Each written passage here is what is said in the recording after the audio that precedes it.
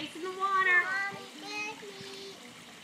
Mason, put your face in the water and come on to step. Now he faces Carly. Can he reach in your pool? Yep.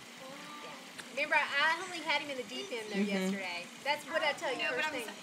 Can he reach like in the shallow end? I said to her, oh, he's touching the bottom. Come on. So we went down to the deep end and then we swam there.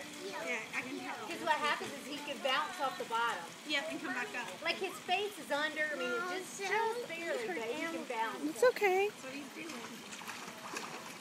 Good job, bud. Hold up. I'm glad you had bags. Yeah. Usually they're in my bag, but not today. Face in the water. Sarah Grace, don't even. Don't. Do not.